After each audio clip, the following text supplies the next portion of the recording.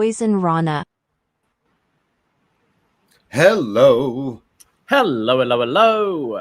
Braden Herrington here with Davie Portman for Poisonrana live. You found us in whatever podcast app you choose to use. We appreciate you. And it's Sunday, June 22nd, 2 p.m. Eastern time. And you know what that means. It means we are live on youtube.com/@PoisonRanaPod. Hello, tadpoles. How are we doing? Hello, tadpoles. Hello, friends. It's summertime, at least here. Toronto weather. One day you're in a parka. The next day you feel like La Parka. And one day I'm La Parka. Oh. Yeah. That'd be sick.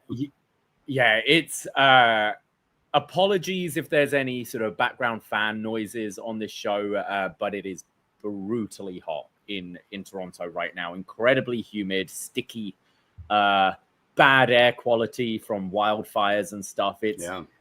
I'm not going to complain because it's taken a while for summer to get going, but I had a little walk this morning to try and wake myself up, and it definitely didn't do the trick because I'm a little dehydrated and sweaty and just gross. Yeah.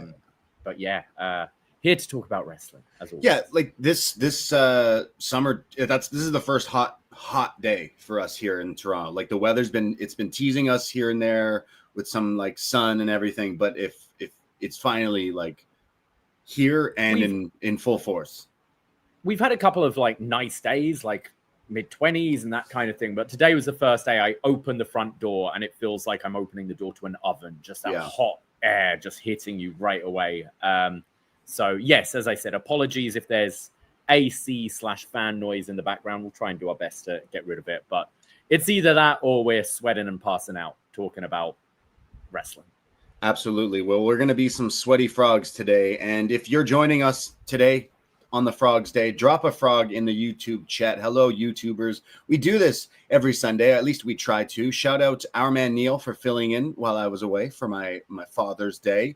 And shout out all the listeners out there. Even if you listen on delay, the YouTube replay is always available. Plus, hit that follow, subscribe in your podcast app. We appreciate all the little things like that. Give us a nice little review, comments, all the fun things.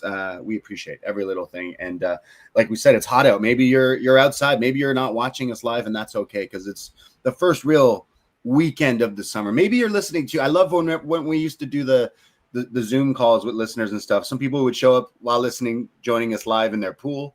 Sometimes people would be at the beach, tuning in live, or wherever you are. We appreciate it.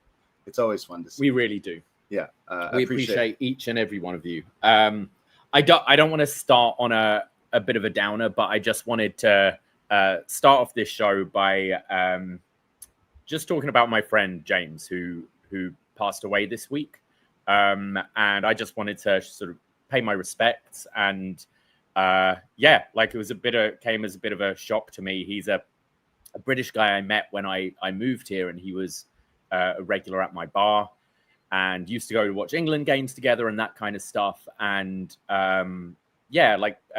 tragically, he took his life this week. And we are a community here, and mental health is a big thing. And we've tried our best to talk about it in the past. And we've got shows like the Wellness Policy on Post Wrestling as well with Jordan Goodman, where people open up. And a lot of our audience are male, and suicide is a thing that is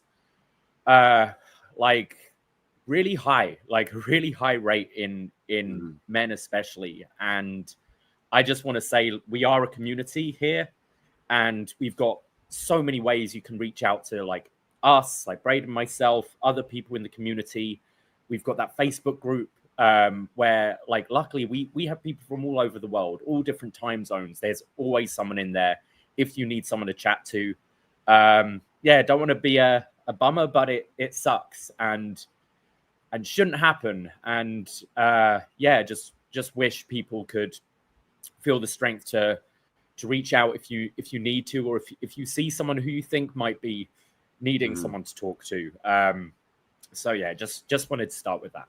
No, absolutely. All the power to you. All the love to you, brother. You were telling me about this the other day, and it definitely affects people. It's something that you don't necessarily see either recently we did a behind the BDE, so this wasn't a story we shared in a bigger thing, but someone I worked with recently, same thing, and it trickles down into friends and relationships and everything. It doesn't matter if it's a single bachelor or a married person with a big old family. It can come out of nowhere, and it's yeah. And it's so often you hear, and this is certainly the case for my James, where like didn't see it coming. Like, he was always the life of the party. He would always come in, big smile, big laugh, big hug. Like, you really don't know what's going on inside everyone's heads or behind closed doors. So just, encouraging people to speak out, be open. I'm always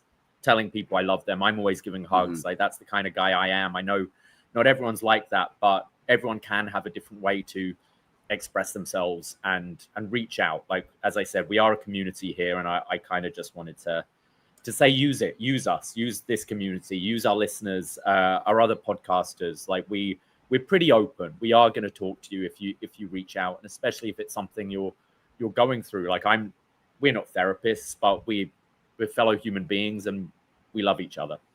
Absolutely. No, echo that. We are very proud of our community base. Like, ever since post wrestling kicked off, John and Way, we were quick to be a part of that, and it's spiraled into us becoming close best friends. But then we've created our own little the Up Next into the Poisonrana, and like doing these shows and everything, and people have followed. And what we're really proud of, we don't talk enough of, how we've helped people become friends. We've created friendships, just like how we create. Wrestling is a thing we liked, and it's our escape, and that's made connection between me and you become friends. And then between me and you becoming friends, we've helped a lot of people, you said, all over the world, who talk to each other all the time, every day, including ourselves. We talk to friends and the podcast, and our Poison pals, our NXT friends, and our BSK out there. Like, we owe a whole lot to this community. So you're not alone out there, and you always have this show. Wrestling aside, like, you have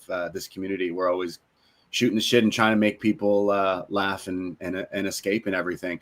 I'm going through something a little different. I had a loss in the family this week, which then kind of spiraled into possible other people in my family going through some loss. Like, it's a bit of a whirlwind without getting too personal. So I've had a hell of a week as well, where some things in the family are not super great, and I found wrestling was a great escape to put on some lucha libre, and it helped me, right? And that's another thing, like this community and watching and doing the show and everything like that. So we say a lot between personal things going on, between the wars we wage with ourselves in our heads, and between literal wars that are going on. We spread love on this show, no matter where you are on political scales, this and that. Like, love trumps all. So sending all the love to you from Toronto to wherever you are. Love to you, my friends. I wouldn't use the T word there, but yes, you are right. Yeah, as you said, especially like we might have to like talk a little bit about what's going on in the world later in the show, because it could have effects with the Saudi Arabia show coming up next week. It is a scary time, and obviously, like just going day to day life is hard enough. Knowing having to feed yourself, clothe yourself, go to work, clean your house, like all those just day to day things can be like hard enough without wars breaking out in the world. People being snatched off the streets, being pulled away from their families, like all this stuff, like it adds on. And I think you gotta lean on the things that you've got to try to make your difference in this world as best as you can. Vote, things like that. Like things can make a difference. And I'm not just talking, like for presidents or whatever, but local. Like, if you want to see changes, like, vote and try those things to make an effort. But most of all, keep yourself happy. And whether that's watching wrestling, whether it's watching movies, chatting to friends, going for walks, going to the gym, you've got to take care of yourself, because If not, you can't take care of each other as well. Absolutely.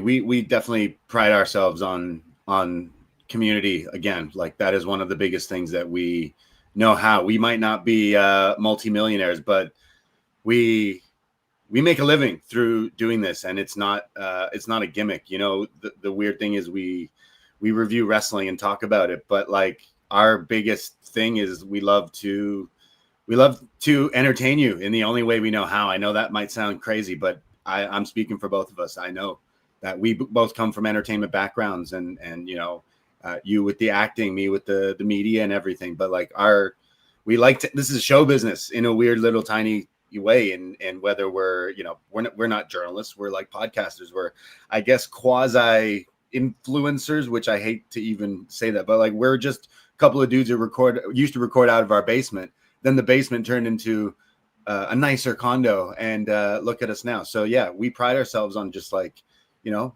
making people's days better. Our biggest thing is when someone who's like a trucker or farmers out there who message us like, oh, you're making our days go so much better because that, and like that's the fuel that keeps us going. It's we get messages about things that we completely forgotten we've said as well.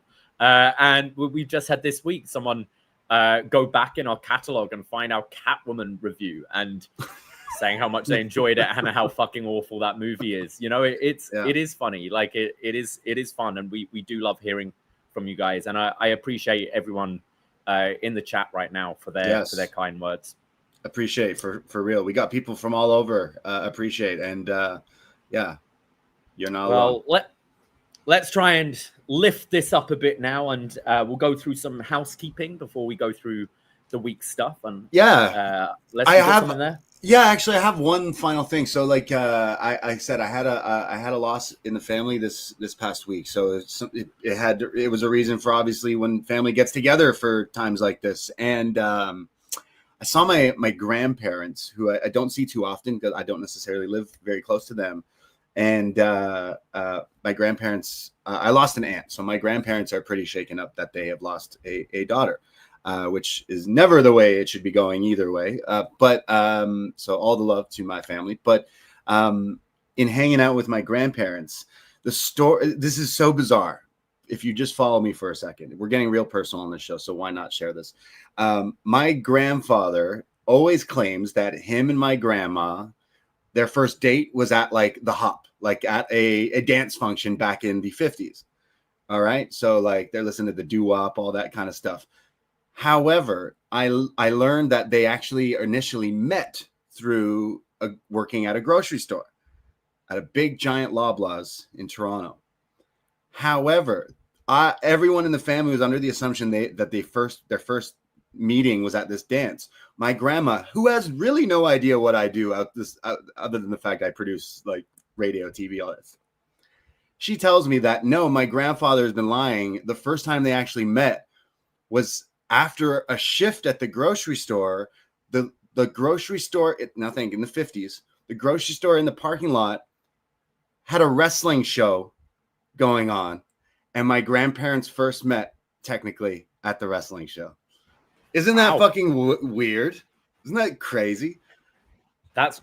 Who would they have seen in the 50s? I've been trying to look this up. Oh, I've been trying to look this up. It's like, yeah, a bunch of carnies would throw on. I'm trying to even think of what it would be. I found the location of this. There used to be this giant Loblaws with this giant parking lot, and they would do like little fairs, and back in the 50s, I don't know, Ferris wheel in the park. I don't even know, but apparently there was a ring, bunch of guys doing rounds matches in the 50s in Toronto, and that's technically where my grandparents met, and it was at a wrestling show. So yeah, I have now fact checked with some of my family members, like, holy shit, that's correct. My grandma has no idea that I watched way too much wrestling, so it wasn't like, oh yeah, wrestling. Like, she has no idea what wrestling really is. But I thought I would share that too. So there you go. We can share love on this show as well. I'm looking through who could have possibly been on this. Yeah, I'm thinking it was the Sheik branding someone. I used ChatGPT. I mean, was this Maple Leaf Wrestling? No, I don't know. I don't know. Like, I'm not quite sure. I know Maple Leaf Gardens now is also a Loblaws, which just makes the whole thing more confusing. But So the top baby face in Toronto at the time was Whipper Billy Watson. Oh, so Canadian legend. Maybe he was top of the card in the 50s. Great.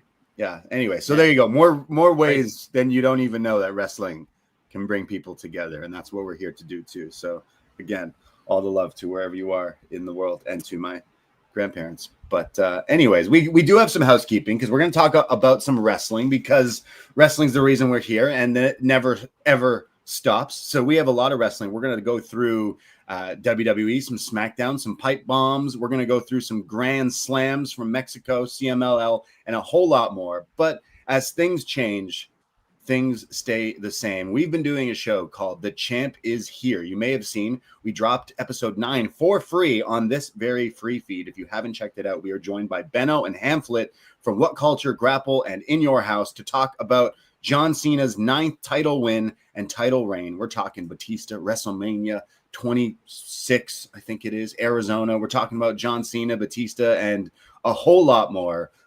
We put it up for free, so go check it out if you haven't listened to it already. What a great show. We loved those guys. But we just recorded for our patrons out there, episode 10, The Champ Is Here, where we were joined by CM Scrump, the Chicago-made Scrump, to talk about the 10th reign, double digits of John Cena. We're talking R-Truth smoking cigarettes. We're talking The Miz being awesome. We're talking about CM Punk and the original pipe bomb promo. So yes, we just watched all of this Cena stuff from 2011. Watch the pipe bomb. We just, three of us, Scrump, Davie, and I, dissected the pipe bomb, dissected the whole CM Punk Cena feud from 2011. And then this week, John Cena does his own version of the pipe bomb. So very eerie that this keeps happening on this show. Yeah, this was a mammoth show. Not all very good, but some. I think this is a really interesting time period to talk about, because you definitely feel a shift. Like, there's definitely a change slightly in the company. There's some improvements being made. I'd still say WWE is kind of in the doldrums for a while, but I definitely think that CM Punk injects this new life into the company in 2011, which was much needed.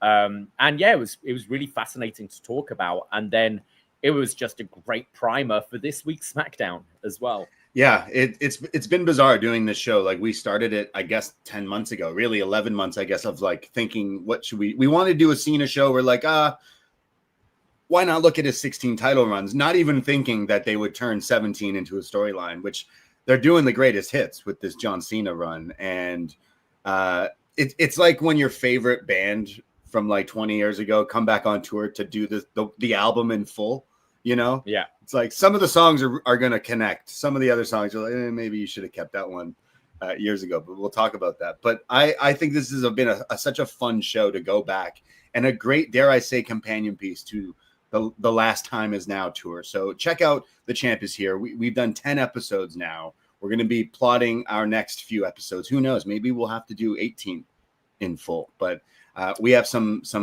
things down the line to talk about. Eventually, we got to talk about Cena's pipe bomb. I see in the chat, people are like, hey, that'll be part of your episode eventually. Yeah. So those are some shows you get over on our Patreon. We just dropped episode 10 with Scrump. Like I said, we've recently done some movie reviews. We did Hot Fuzz. We've done Big Trouble in Little China. We've been all over the place. What else did we do last week? Oh, Friday the 13th. We did Friday the 13th, part 4. We had our AAA Worlds Collide show recently. A whole lot on there.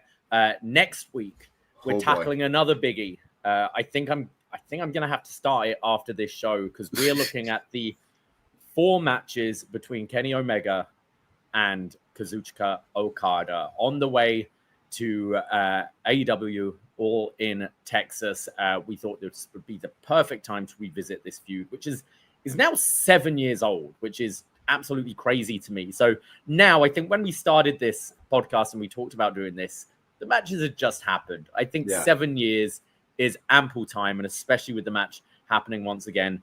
So we're going to be talking about that this week. So you have plenty of time to resubscribe to your New Japan World subscription or, Daily Motion. And I like how you assume anyone who's had New Japan does not have it anymore. Yeah. I know what and you didn't mean to just backhand New Japan, but like I'm you're in not the back wrong. of my head going like, am I still paying for my subscription? You're not. I don't. I went to check don't today. know. We're not. Right. So, yeah. But yeah, we're going to be going through the Dominion matches, the Wrestle Kingdom match, and the G1 match, which and break it down and kind of try and decipher what is the best match between Kenny Omega and Kazuchika Okada. I mean, these are some matches some people say are the best matches of all time, and we're finally going to look at it. Yeah, right when we started the Patreon, we're like, okay, well, this is an easy one. We could just do the series. And we're like, well, it's still kind of fresh, and we decided to hold off. And now we're going to be going to their next match. And we thought after we watch this, we will add a portion of ourselves watching the newest one and add it for maybe a re-release down the line. But we are looking finally at this rivalry. Okada, Omega, Best Bout Machine, Rainmaker. I'm going to put a feedback thread up either later tonight or tomorrow on the Facebook group and the Patreon. And I would love for any of you to write in, go back, reminisce, watch back some of these great matches, and we're going to chat all about it. And we'll find out which is the best. I'm very excited about this one. This is the easy show where I just watch lit wrestling, and it's gonna be great. So we're gonna nerd out over these matches. You know, Braden, something I love about this time of year is free stuff. I go on a long walk every day. I often go by Trinity Bellwoods Park, and I've recently been making sure I keep a drawstring bag in my pocket just in case, because I keep on getting given free stuff. I get given bags of Haribo. I get given multiple cans of seltzers, of ciders, of like rum punch in a can. It's great. I love free stuff. Well, if you love free stuff too, we give you guys a lot of free stuff as well. And on the free feed right now, released yesterday, is the latest episode of Wattup Doe with B Detroit and John Siino, going through everything that they wanted to catch up on in the last month. I know Siino just got the Switch 2, which he'll be talking about on that show, as well as their thoughts on wrestling, on this Cena run, on hip-hop beefs, I'm assuming, and all of that. I have not listened yet just because they released it yesterday, but I know it will be my first thing Monday morning. I'm very excited for a nice bike ride and a Wattup Doe and a nice stroll through the park. But I know that they will be discussing, hopefully, I think, Lil Wayne's new album, which I know they have some thoughts on. So we're going to have to listen to that, as well as a whole lot of the wrestling and everything. So these guys are always having fun. They're killing me laughing sometimes. Him and B, Siino and B are awesome. And we're going to see them, but in like two ways in a few weeks. We're seeing B hopefully for like our stop in Detroit, and then we're seeing Siino in Dallas for All In. So it's going to be, should we record like 5 minutes with what up next from different cities? Yeah, that'll be something to fun. But if you use Instagram or Twitter or whatever, give a follow to Siino Evil and to Cool Gang Big B Detroit. These guys, we love having them on our feed, and every time they do a show, they knock it out the park. So give them some love. And hey, maybe you haven't checked out their shows. They do one once a month on this very feed. So check them out. Lots of other stuff on the free feed for you to go back and enjoy. We've got Eagles Don't Hunt Flies, talking all about the career of Jon Moxley. We have your show, Detox with Jordan, where you guys just go all over the place talking about absolutely everything and nothing all at the same time. Great fun show. And we also give away free like samples of some of our older Patreon shows. As Braden mentioned, we just released Champ is Here, episode 9. You can find the first episode of the series on the show, and as well as old movie reviews and wrestling reviews as well. Yeah, appreciate all the love for all the shows. If you ever are listening, you're like, I agree, disagree, or chuckle. Like when someone really got mad that I shit talked Corey Feldman, I love it. So DM's always open at Poisonrana Pod, Twitter, Instagram, and all that fun stuff.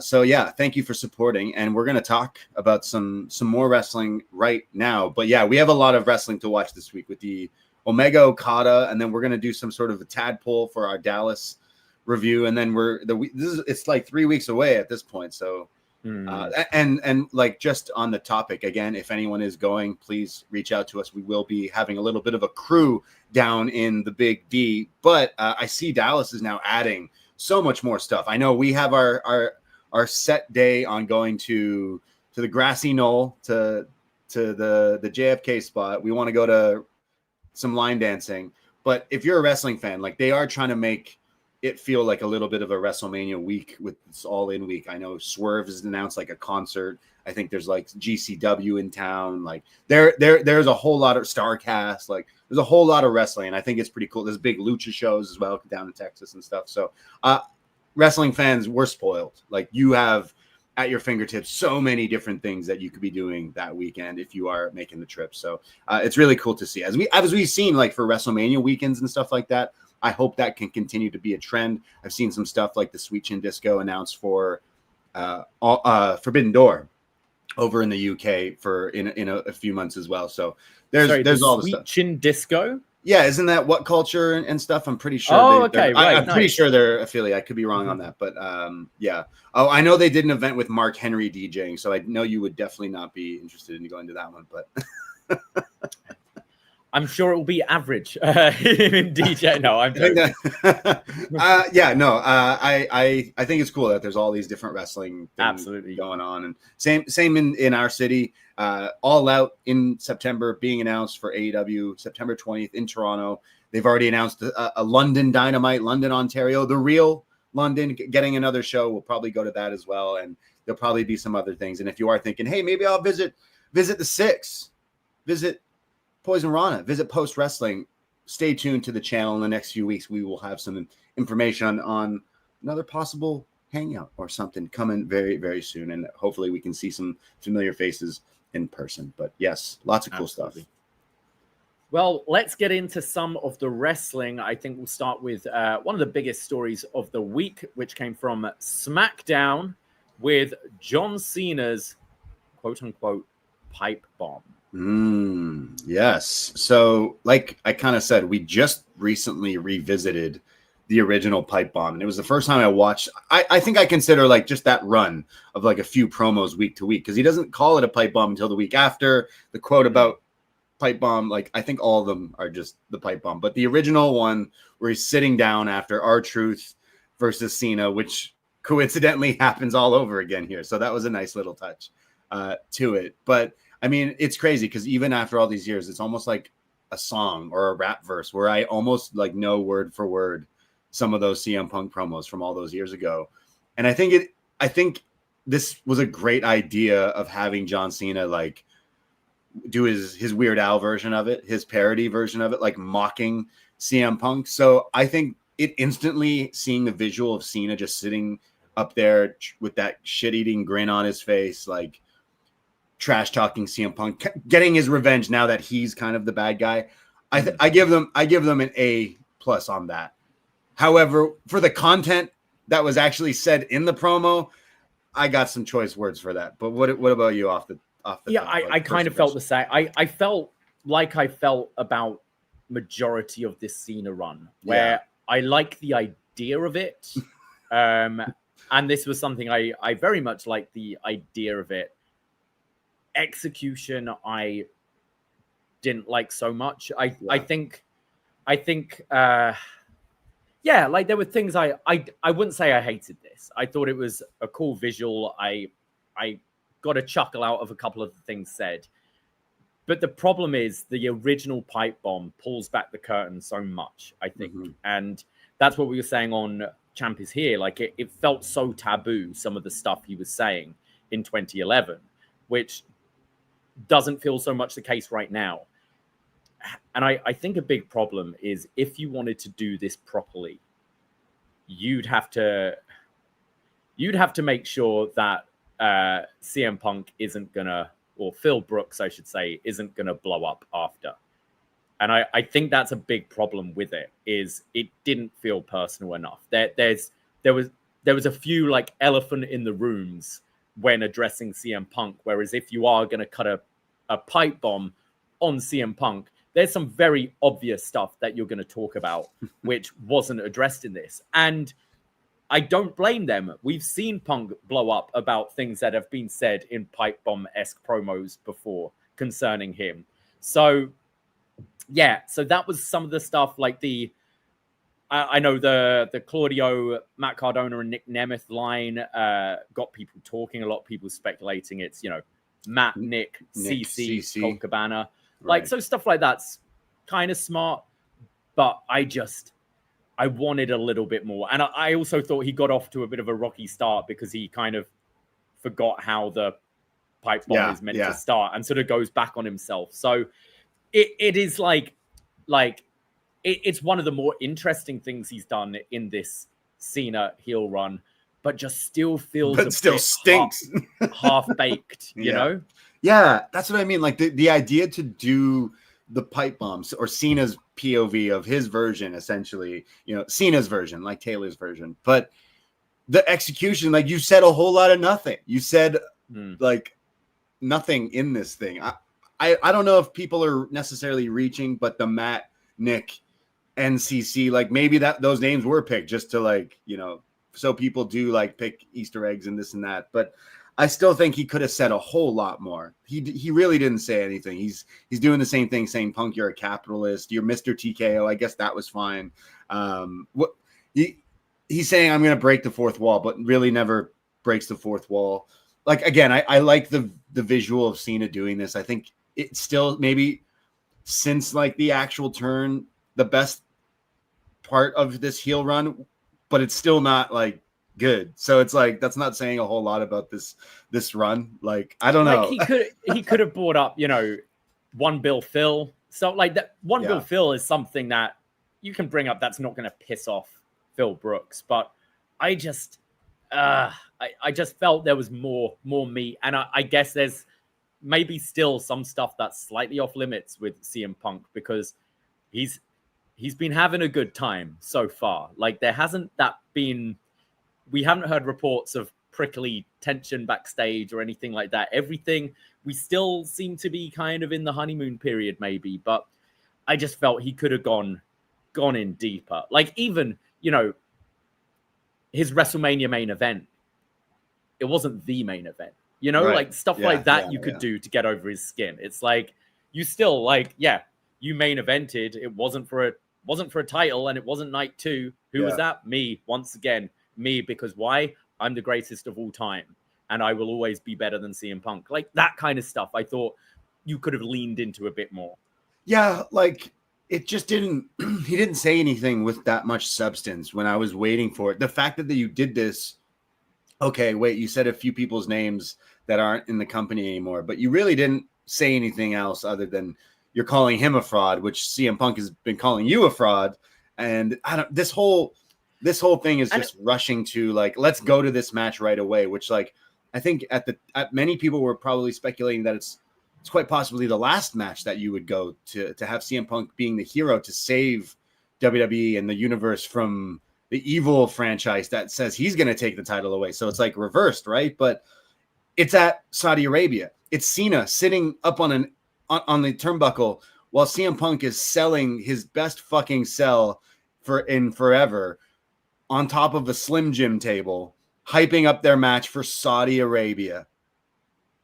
Like, just think about that. Like, what a hypocrite is the right word. Sellout is definitely the right word, but he said it first day back in the company. He's not here to make friends. He's here to make money. And that's exactly what he was doing, sitting there on the Slim Jim. They probably paid a whole lot for that. But like, it's just like, there's so much more you could have just had Cena rip into him about that. And then, I assume we're recording this Sunday, but I assume CM Punk's going to have this huge promo on Raw where he's going to try to say, maybe I am a hypocrite, this and that, and has to explain himself for going to Saudi Arabia. I think another problem I have with the whole thing is Cena's playing a character and CM Punk is not. So I think that's where the first pipe bomb really lands, is CM Punk's pipe bomb is Phil Brooks getting a lot of stuff off his chest. And I think that's where it doesn't work this way round as well, because John Cena is playing this heel character getting stuff off his chest, but they're not they don't feel like legitimate gripes he has. And therefore, that's where I felt like a whole lot of nothing was said. Delivery was good. Like the little like mirroring stuff. Sid, I mean, wasn't sat on the stage, but sat on the turnbuckle, waving at the camera. But yeah, I just wanted it to dig a little deeper. I wanted it to be like when I saw this, I wasn't watching SmackDown, but when I saw this on social media, I was like, oh, this looks like it could be great. This could be good. And I try not to like see people's opinions on something before I watch it, because like we like to give our opinions and I like to form it before I look at other people's. I try to. So I tried to avoid going on social media, and all I saw was that Cena cuts a pipe bomb. So I don't know. Maybe I hyped it up too much in my head, but then like as I'm watching, I'm like, oh, this is kind of the same WWE stuff I just don't like lately. I don't know. It didn't hit for me as well. Jamie in the chat says Reddit posted a video of Punk naming Nick, Matt, and Claudio as people WWE should push while bashing The Rock and Cena main event in Jersey. Yeah, like, but I felt like Cena just dropped the names without any context. You know, at least when Punk did it, he was like going, people that have been held back. Like Luke Gallows. Banner, how are you doing? Yeah, the Luke Gallows one. No one ever really remembers that, but that had me rolling my eyes. Yeah. But as I said, didn't hate it. I like the idea.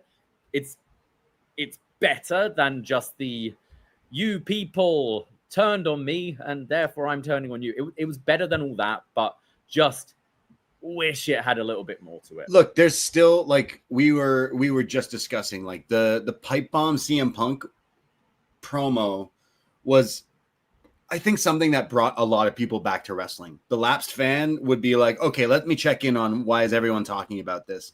And I think it helped bring back the interest. As I said, I think on our show, like it kind of sparked the reality era. Like he broke the fourth wall, and now we know that he said New Japan, he said Ring of Honor, he said all these things. It's kind of okay. For once, it was not treating like the internet wrestling community as the niche and these like everyone else is a casual fans. It was going like, you know what? Majority of people who watch and follow this product are online, are aware of other stuff going on.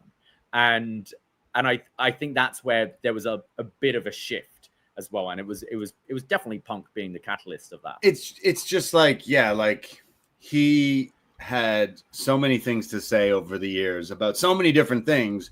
And then now he's kind of falling on his sword a little bit. Like, I'm sure he's fine because he's laughing to the bank, but you can't necessarily blame the guy. Like, everyone's like wrestled these Saudi shows now, right? Like, sure, it's just the fact that he was very outspoken. He continues to be outspoken. His name has Punk in his name, and he's quite far removed from what he kind of stood for, I think.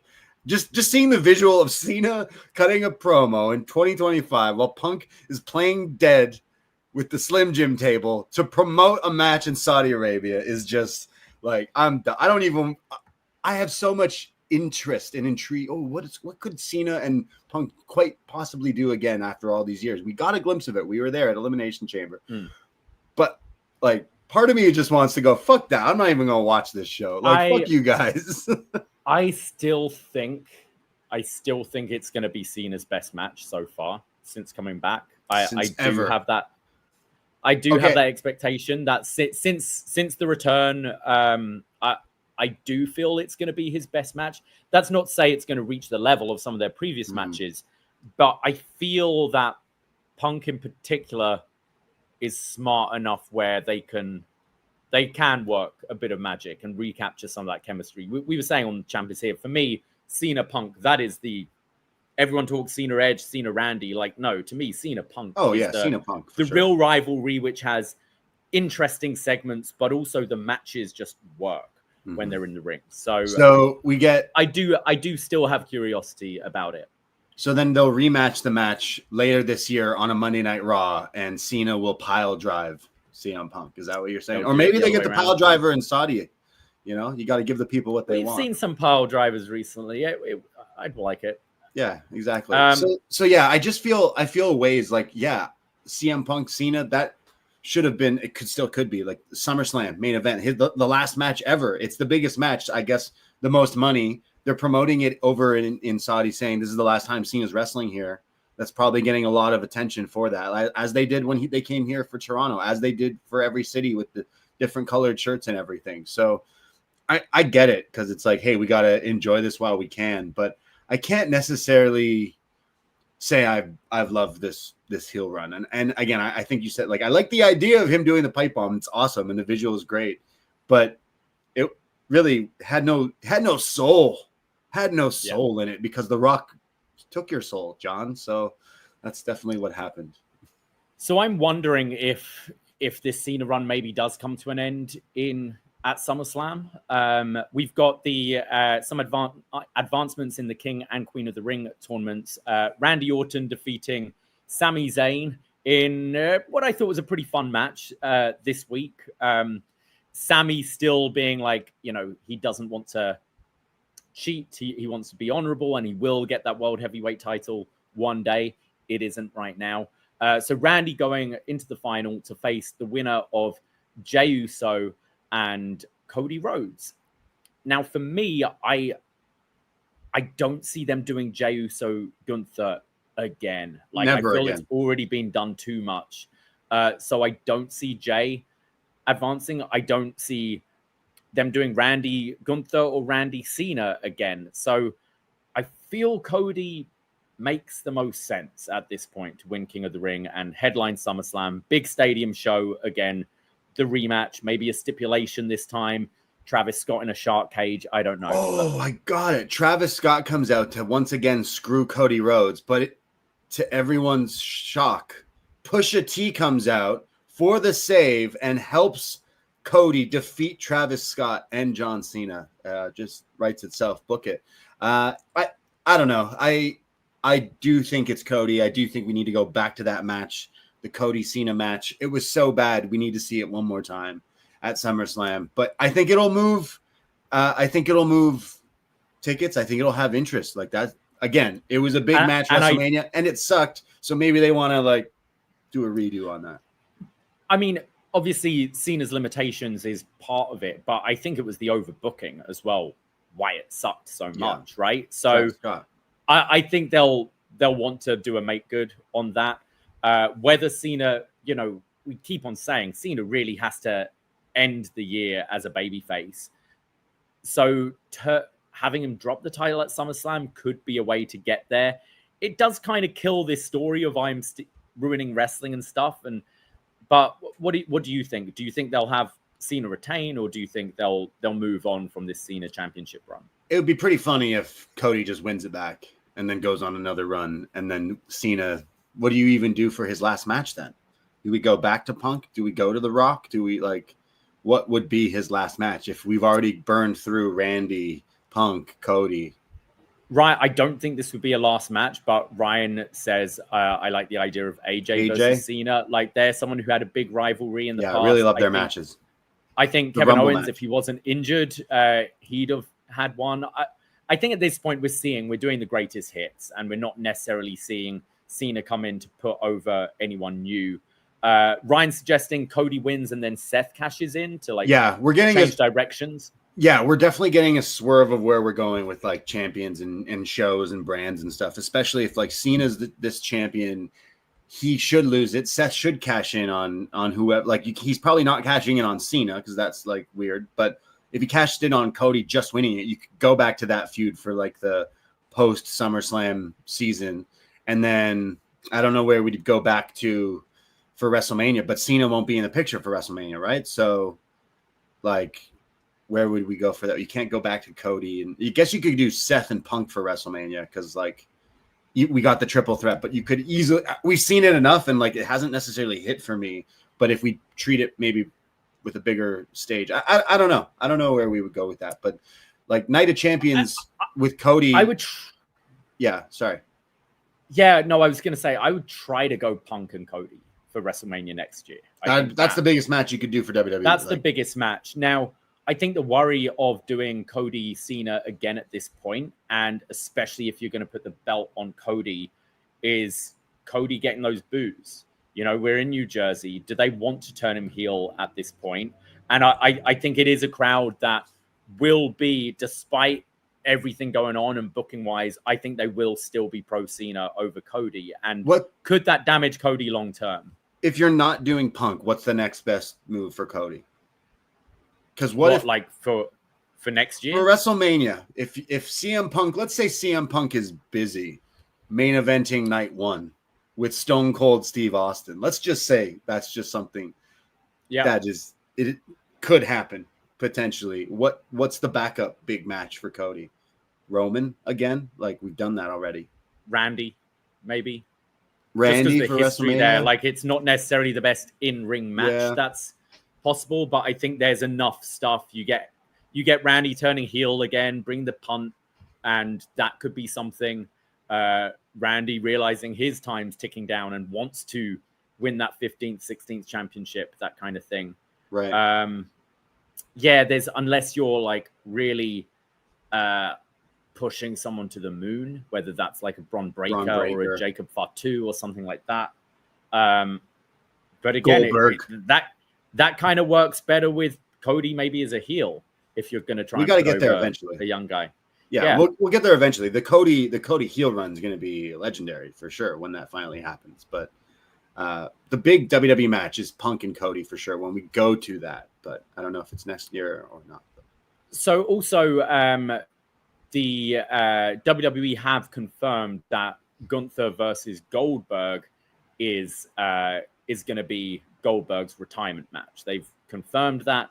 Obviously, retirements in wrestling, what do they really mean? Like, I'm eyeing that up as a possible cash-in for Seth as well. Like, do you give Goldberg that win to kind of go happy and then a cash-in to ruin it? Who did Gunther piss off this year? Holy shit. I know he just got given back the belt, but like, if you're thinking Goldberg's going to beat him for Seth to cash in on Goldberg, what the fuck? It's weird doing, like, as limited as Goldberg seems at this point in his limited career. Being an understatement. Yeah. But it feels, I don't think this is going to be a long match by any means. And I don't think he should be winning his final match. But you kind of feel it's a bit like, okay, we're building up Goldberg's retirement match, and then he loses to Gunther in 5 minutes. It feels a little underwhelming, and you'd almost want him to have, a few matches like that Dolph Ziggler match at SummerSlam, where he's just killing people. To have a little fun Goldberg run, which is like 30 seconds, spear jackhammer, spear jackhammer, spear jackhammer, and then goes out on his back to Gunther. It's just, 2 years away from the ring, coming back, and then losing in between commercial segments on Saturday night's main event. Just feels a little weird. At least his match will be short enough where they won't need to go to commercial on Saturday night's main event, because every time they've come back since, it's just like half the matches are. I mean, commercial. You could just have if Seth does cash in, they could do it as the triple threat again. You could have some sort of just car crash match and then Bron Breakker just to get that spear on Goldberg. Right. Hits it and Seth cashes in. It would make sense now that you're saying that. Like, if Gunther were so sorry, Gunther, but you got to lose to Goldberg, and then Goldberg holds up the title. Hopefully they hand him a big gold to make it look nicer, because that's the real Goldberg title belt, right? Yeah. And then that's when Seth comes in, and that's when you get Breakker spearing Goldberg. The visual of Braun spearing Goldberg and Seth pinning him and stealing the title. I think that's the good way to go about it, I guess. And then maybe spin off Gunther as a babyface, and you can have a bit of a Gunther Seth feud for a little bit. Gunther can go through Bron Breakker, and Breakker is one of the few men that's actually beaten Gunther in WWE. You could go to that to build up, and then eventually get to a Seth match. Plus, there's like the draft that's got to happen, where like you might move Gunther eventually, like to feud with some other people and mix things up a little bit there, and get some refreshing characters that we haven't seen necessarily fight it out and everything. But yeah, I can't say, like, again, WWE just feels so hot. It feels like everyone who used to be a fan is now watching again. It feels like the people who never watch are kind of like, oh, okay, what's this?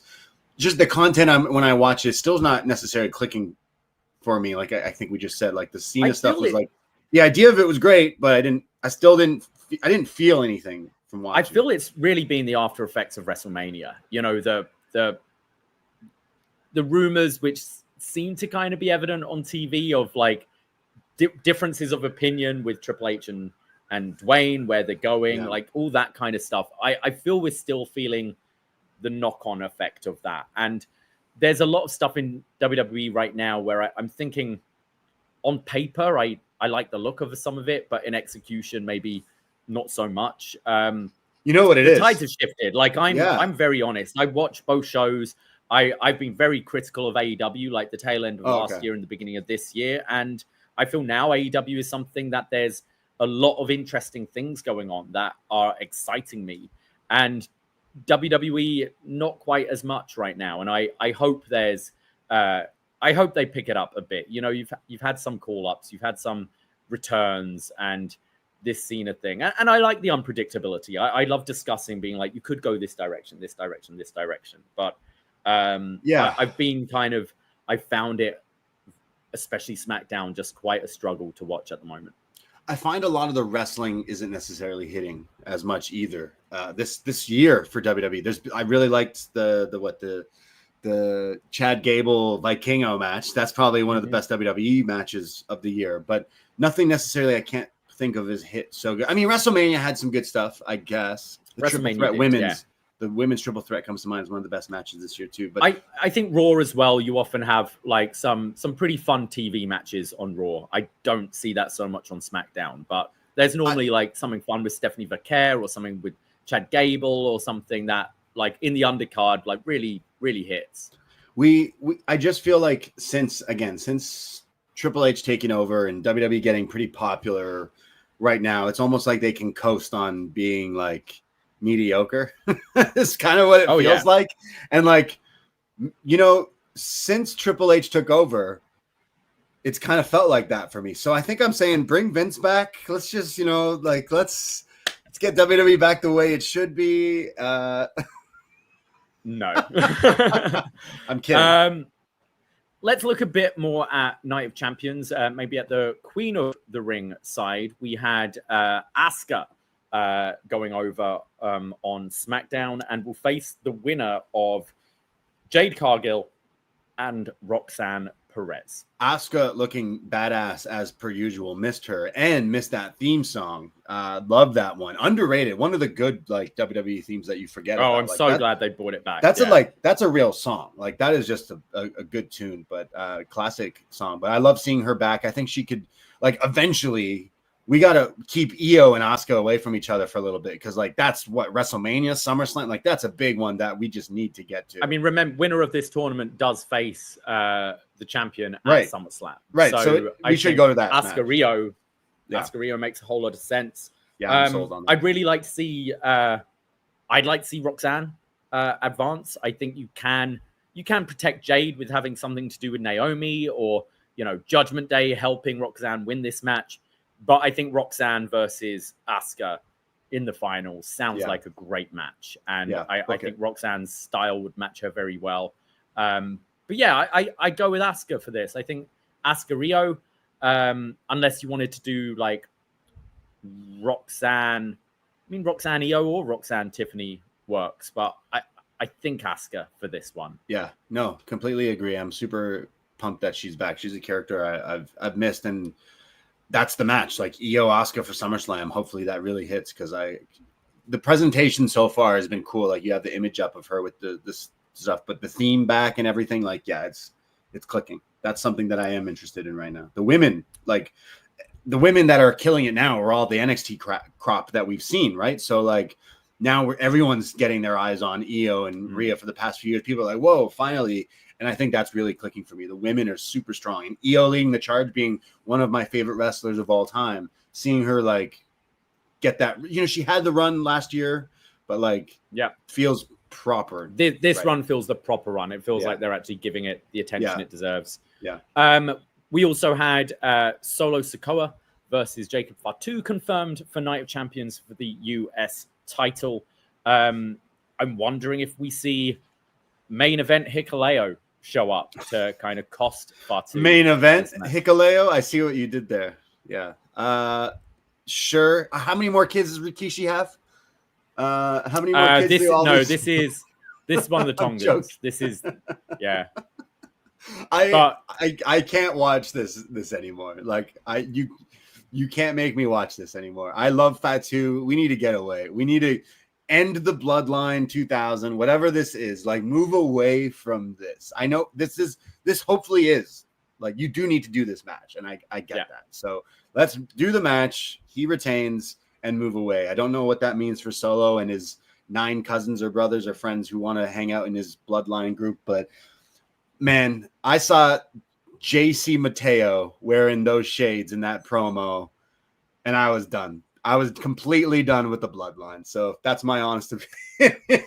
I saw that. I was like, nope, there's no coming back from this. I'll give some praise. I think since Solo's moved away from just being this stoic, like, hard man and just embracing the goofiness a bit, he's more goofy, he's been a lot more entertaining. I'm not saying in ring, but just as a character, I'm enjoying him a lot more than I did.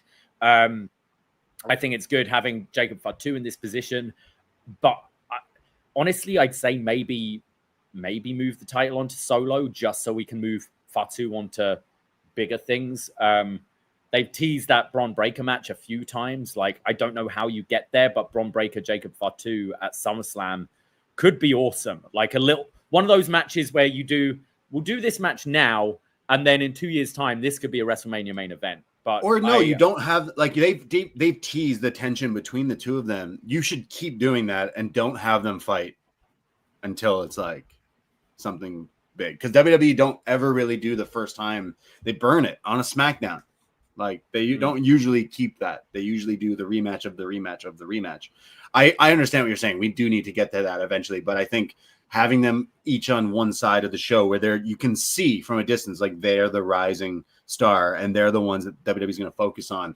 One day they will have to collide. So I do like Fatu. We need something a bit more interesting. I'm just, like I said, I'm a little bit, the recycled Bloodline stuff is not for me personally, but I want to see what else he can do once we get past this, because I do think Fatu is great, but you're saying he should drop the US title. Well, I can't, like, I'm in two ways. I think if you wanted to, I could see them potentially wanting to extend this to SummerSlam with like a gimmick match. Yeah. So having Solo win this through, Hikuleo joining the group or whatever. That's a long flight for a big man like that, though. And then doing this at SummerSlam with a stipulation, perhaps, where Fatu could retain it. But I'd like to see Fatu move on to bigger things. I like that he's champion. But if you keep the title on Fatu, I'd like to see him bring back the open challenge kind of gimmick for a bit, and just have some cool showcase matches on TV. Bring in some random NXT talent, some John Cena. Triple A chat talent once in a while. Like, I think he'd be a fun character for that. He's so over right now. You have him come out to the ring, cut his 3-minute promo, getting his catchphrases in that everyone loves, and then who's the surprise opponent this week? I think that could really help build Fatu as well. Yeah, no, great idea. I miss the open challenges, whether it's the U.S. North American title. It always works with people, and especially because now WWE dipping their toes with, like you said it, like AAA and TNA and stuff. Like, why not? Kind of thing there. But yeah, anything else from WWE? Well, we've now got AJ Styles, Dominic Mysterio for the Intercontinental Championship, scheduled for Night of Champions. Now there is the talk as well of this is AJ's contract year. Now you might go and be with his friends from you, Braden, but I don't know. I am enjoying Dom at the moment, and I think this is actually kind of a fun little match you can put on the card. AJ can still go. He's not the AJ of old, but he's shown a few times that when he needs to step up, he can. And I think this could just be a fun little match. But I'd probably keep the title on Dom.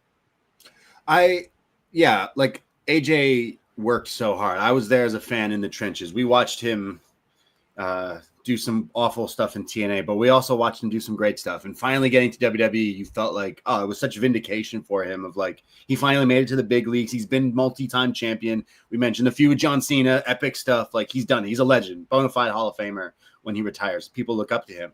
I just think WWE sees him as like, hey, we're going to put you in a match to lose against Logan Paul. Hey, we're going to put you in a match to lose against our champion. He's become kind of like a Kane. Like, hey, we're going to put you against because, you know, you're kind of still a draw. Credibility because you're a former champion, but we're using you to put. He's Jericho. He's what Jericho was doing, right? So like that's kind of fine. And I know that like he'd want to be there for a lifer. He could be a coach. Like he could be all sorts of different things. But like the wrestling fan inside of me is like, dude, like do what Danielson, do 1-2 years where you're just wrestling people everywhere, and then you know they'll probably have you back. They'll probably put you in the Hall of Fame when you want to actually retire. Like there's a few, like obviously people are thinking go back to the Will Ospreay match. He calls him out pretty much saying, you know, doing that. And I would love to just see him do a run where he gets to just wrestle some people. I don't think that's actually going to happen, but that's just the fan in me, the little devil on my shoulder being like, man, just do the one AJ match at a stadium show. Do the one Kenny match. Do an Okada match again. Do like a few different things, but I don't think he's in that. I don't think it's in his mindset. I think he's fine riding off into the sunset with WWE. He said he wants to retire before he's 50. So he's 48, got like 49. Two years left, basically. Yeah. And it's how regularly does he want to go? Like maybe he's happy. Like my body's kind of, I'm hitting 50. My body's starting to break down. I can make a whole lot of money. Don't need to do so much. Do a few matches a year. That's maybe there is that itch to do the one last run. I don't think he has it. I don't think he's got that itch personally. I think he likes playing his Xbox in catering sometimes because like that's just the kind of guy he is. He's older now. He's a family guy. Again, he worked so hard to get to WWE. I don't think he'd necessarily let that go away. But like the wrestling, like the other side of me is like, man, just do like 1 year where you get to wrestle like everyone and you make a shit ton of money and then you go back to WWE and retire. A run, you know? Yeah, like just do like that's just me being selfish. Like, please just do obviously the Ospreay match, but like there's so much more you can do because he was like a pretty, you know, he was a guy that inspired so many others, and I just see him retiring within WWE. But this is again just me like hypothetically. Wow, look at all the fun stuff. Prove yet again. People were saying you're washed, and then he had the match with Cody at Backlash last year, and it was really good. But then he got injured again. And then he comes back and he loses to Logan Paul. You know, nothing match, and then now is booked against Dom, which I guess is some fun booking, and we should get a good match out of it. But I'm just like, well, AJ says he's retiring in 2 years. Why is this the AJ we're getting? Let's, you know, fucking fight Ospreay at Wembley, coward. Unfortunate thing coming out of Raw this week with Liv Morgan sustaining an injury against Kairi Sane. Really, like, just like nothing move. It was like a leg sweep essentially, and she put her arms down to protect the fall and just popped her arm out. Reports are suggesting like an injury like this could be minimum of 3 months, but more likely 5 to 6 months. Really unfortunate timing. Like Liv has been a pretty heavy focus of WWE TV over the last couple of years, and I think has really finally found herself character-wise, in-ring improvements and that sort of thing, and setting up a match potentially against Nikki Bella or the Bellas for Evolution. So factored into a lot of programming. This women's tag title curse seems to continue, where slew of injuries of people with these belts and people being taken out and stuff. But on like a positive side, I'd say they've already done like the groundwork for Roxanne and the Judgment Day, Raquel not trusting her. We've had WWE have set a precedent of someone being injured, someone can step in to take the place.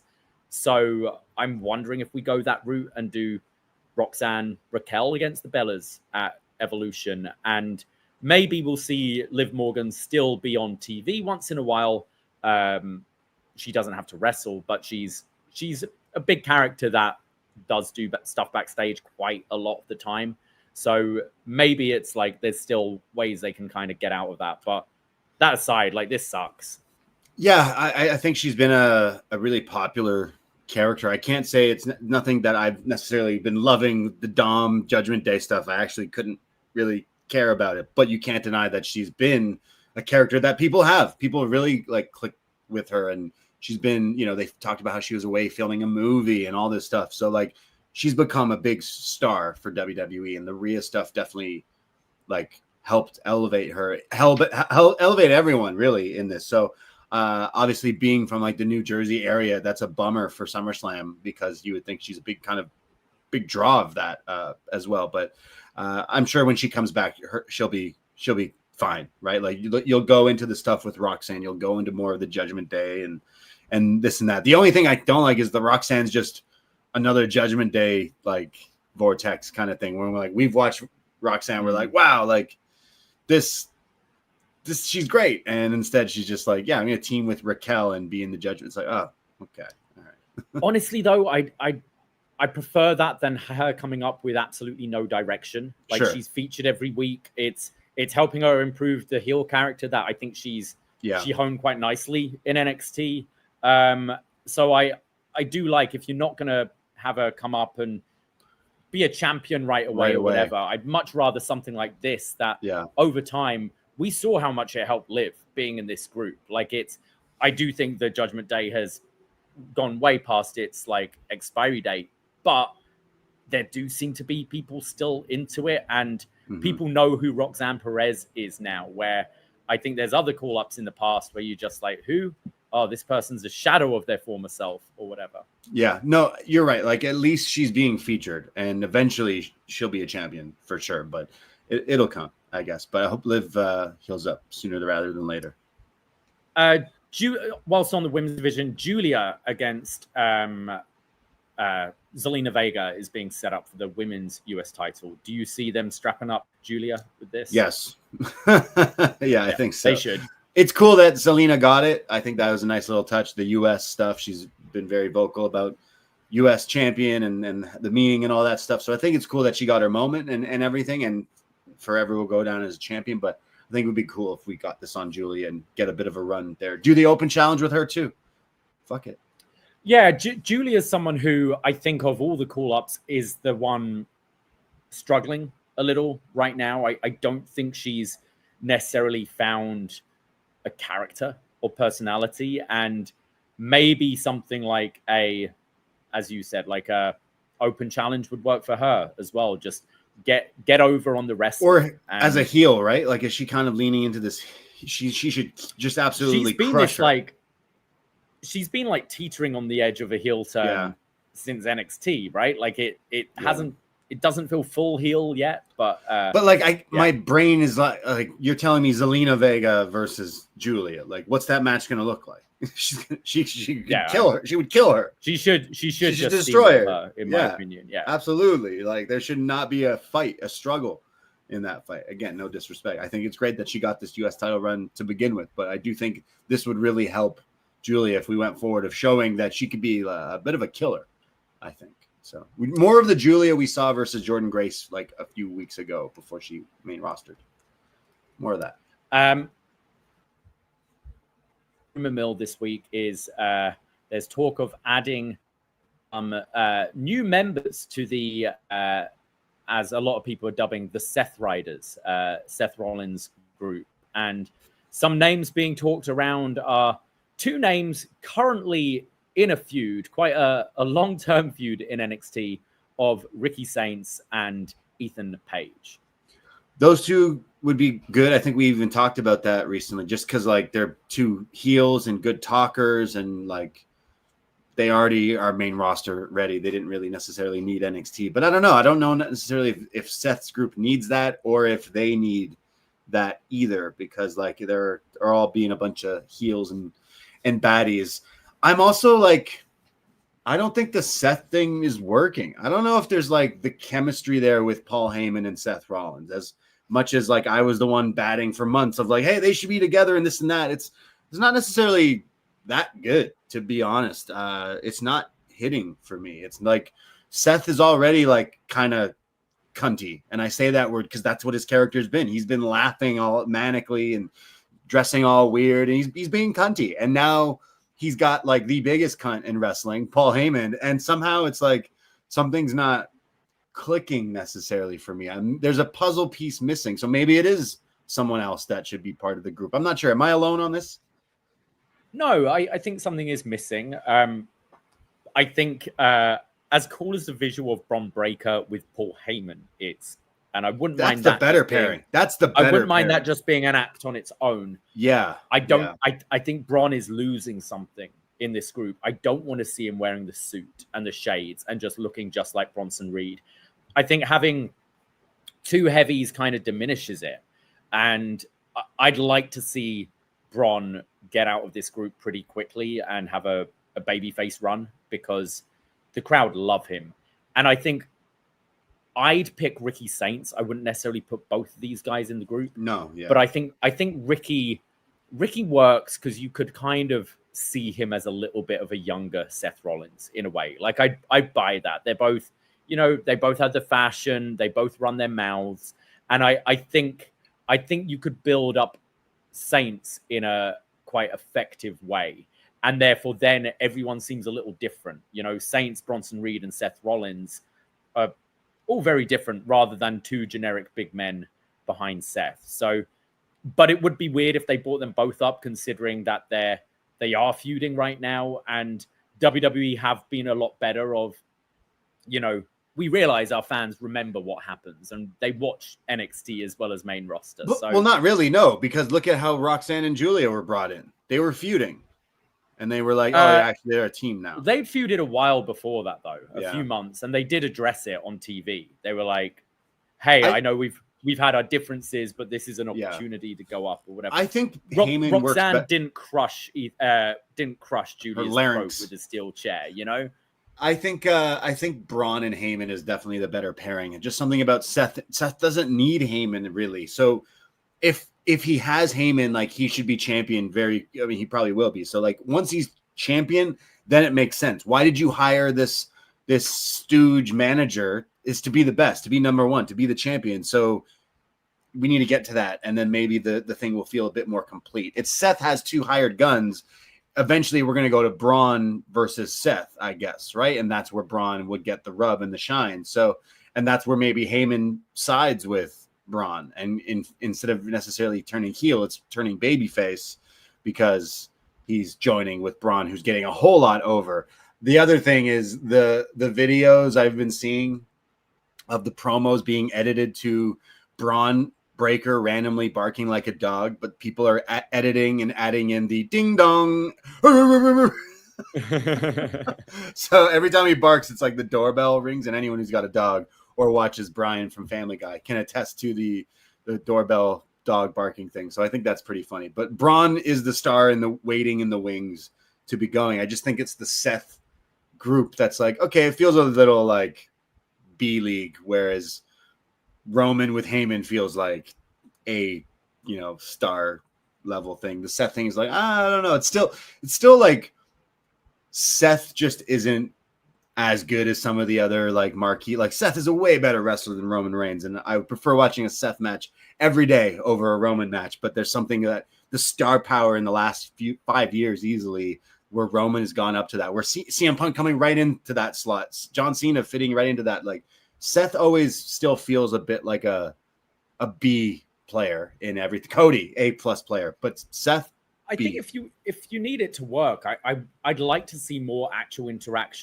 conversations between Seth and Heyman, not just one stood in front of the other talking and then them stepping back and the other person talking. Like I think that's where you built a lot of the Roman's relationships with all the bloodline. It's those backstage. It was sat in the dressing room. It was talking. It was the looks of like considering what the other person said and like the mistrust and that kind of thing is what worked. Whereas we've really just seen these guys, they stand in the ring and they take their turns in saying a little thing. They wear glasses, which they're better glasses and shades than they're better than JC Mateo. So there's that. Yeah. But yeah, we'll see. Braun Breaker versus Seth will eventually be the big feud coming out of this eventually. And I think that'll work to get Braun over. And I think that'll just be an organic, like the crowd will take to him. The dude spears people out of their boots every week. It's working. Someone in the chat, Ryan in the chat, saying he's basically the Batista. Like, yeah, he's the guy who's the muscle 100%. that the crowd will eventually like really get behind, I think, hopefully. Well, there's also been some Vince McMahon rumors. Oh, he's coming back this week. Coming mainly from gobshite Jonathan Coachman, who just seems to keep on talking absolute nonsense on his podcast to try and get attention. But yeah, suggesting that TKO maybe aren't as happy with how WWE have been recently, and that potentially Vince McMahon with some Saudi backers could be buying WWE back. This has pretty much been debunked by a lot of people, but it's worth mentioning. I don't see this happening at all, especially whilst this lawsuit's still going on. Vince McMahon coming in to own the company at this age with no real succession plan either, just like I really don't buy this at all, and I don't really buy anything Coachman says. No, I don't necessarily buy it. Like, hey, maybe there's some smoke to TKO actually being like, we're fine with just UFC. Sure, we could entertain if that's a thing, but I could not imagine it being back to Vince McMahon in any way, shape, or form. With, again, not only his age, but like all the stuff surrounding. Like, Vince, please fuck off. Just go live on an island until you die, kind of thing. Like, no one really wants to see you back in wrestling. Sure, you made it popular a long time ago. Like, let's backtrack. I've seen other dirt sheets and all this stuff. Maybe he's getting involved in other things like a bare knuckle boxing. I hope that's not the case. Maybe he'll take over Slap Fight from Dana. Well, he's got his 14th and I or 14th and Me promotion and all that. Just go away. I mean, unless you got a journal full of like, he's probably got journals full of lots of bad stuff, but maybe a journal of like playbooks of stuff you could give to Triple H to, get things going again. But other than that, fuck off, Vince McMahon. No one wants to see you. Like, come on. There's no way that they would go back to that. But Coachman saying Brian James gave him that information. Oh, well, fuck. Road Dogg. Well, we already know Road Dogg writes bad stories. So, yeah, just telling another bad one. Yeah, yeah. Get your information from the roadie. He's a phony. Yeah. Well, the last thing, I guess, about WWE, sorry to cut you off there, but maybe we're going to say this anyways, is the stuff about how Night of Champions is in Saudi Arabia. There is a lot of stuff going on in the world. There's not so much peace in the Middle East. And I'm seeing some people online, speculating this stuff that has happened, obviously, with WWE in the past. The plane ride that was stuck on the tarmac for a while that we don't really know anything a whole lot about at this point.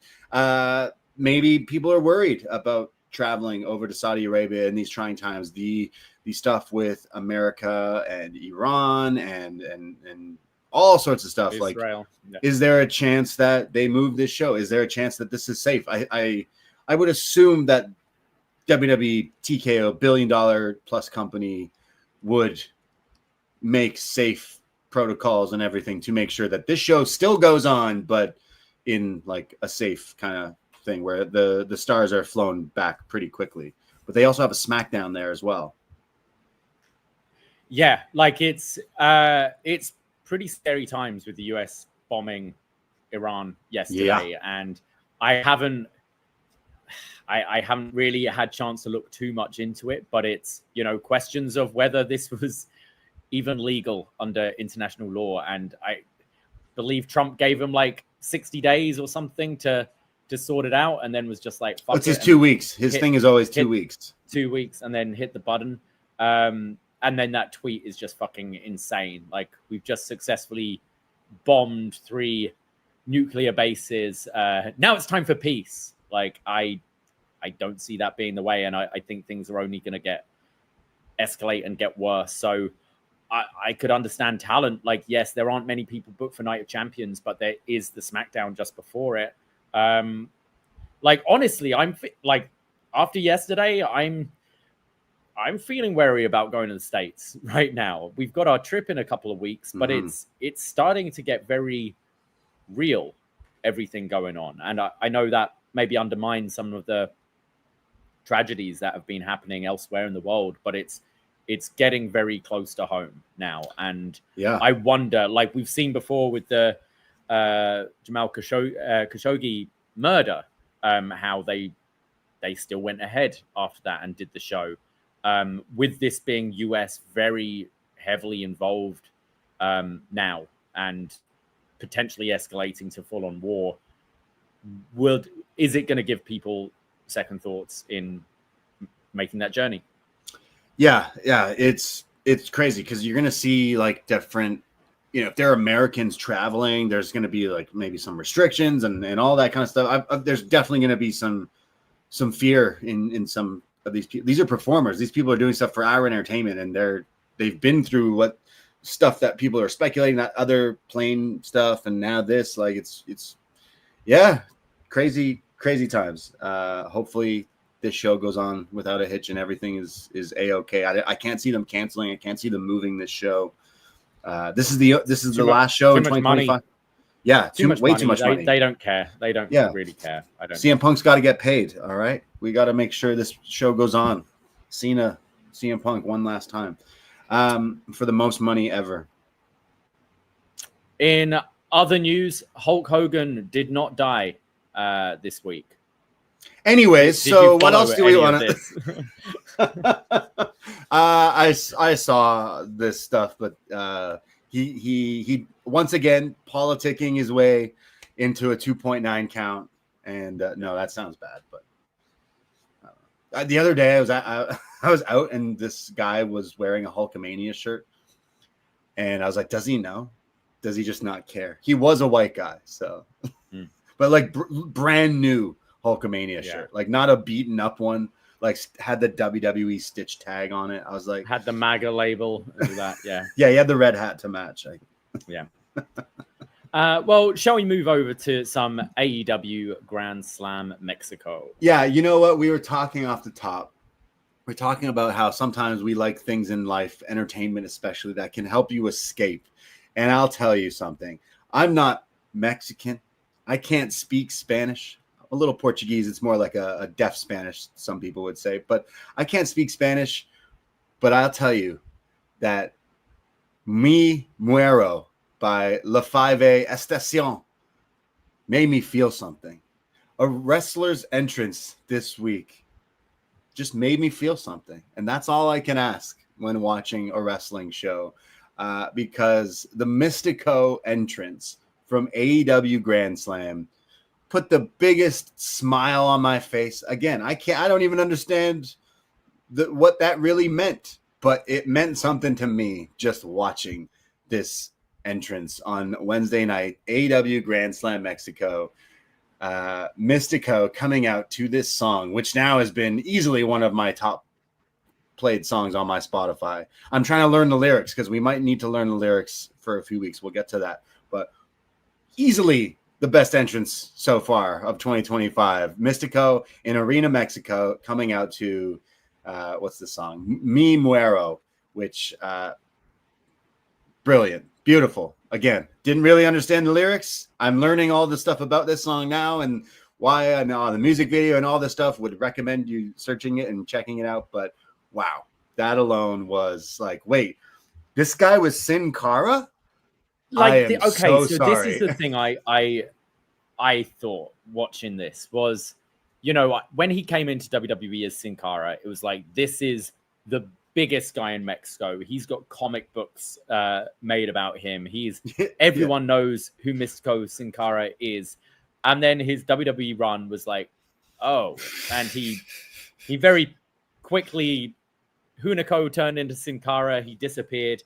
And even when he's been on AEW, like it's just it's Mystico. Apparently he's a big deal. Like everyone always says, oh, he's huge. Yeah. He's huge. And then it's just Mystico comes out this was the first time I was like, oh, okay, I see it. They fucking love this guy. And the entrance, the song, there were people crying in the crowd. Crying. And I thought just a great angle with MJF. Like, the match was pretty fun, and the whole removing of the mask. Like, they've got to keep with this. They've got to do hair versus mask at All In, right? I'll tell you right now, I'm going to learn the lyrics to this song. I've already played it like 10,000 times. You know me and my ADHD. When I like a song, I play it like a million times in 2 days, and then I'll get sick of it. But so I've been listening, watching this music video, looking up videos. Like, they've aired the whole entrance. Tony Khan buying the rights to have it play on Dynamite. Pretty awesome. The band itself now has come out and said, like, we're so happy that he got to do this entrance. Like, they're supportive of this, and I guess they got the bag for the song. But they're like, look, check this out. Like, everyone, like, I didn't know about this until this music hit, and they keep referencing that Arena Mexico might quite possibly be the cathedral of professional wrestling. Does this not make this guy Jesus in here? Like, this is Mexican Jesus as far as I'm concerned. This guy was the Mexican Pope coming out here, having all these people in this arena singing this song.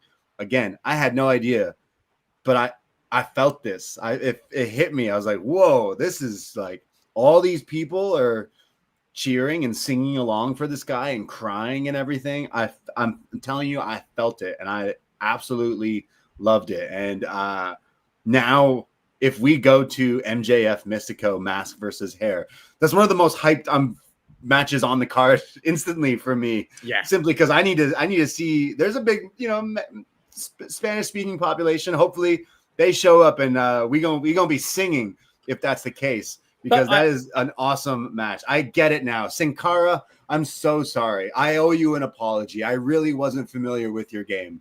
I understand. But Mystico, please. I feel as well for like AEW fans who maybe haven't been won over by Mystico. I mean, he's been on AEW TV enough that we know who he is. But I just think the idea of MJF losing his hair alone, despite who the opponent is enough of a draw for other people. So I think it works in multiple ways. And I could totally see MJF having his head shaved and wearing the wrestling headgear and stuff like that. Well, no, he's in the hurt business. They're all bald. I know. They're all bald, yeah.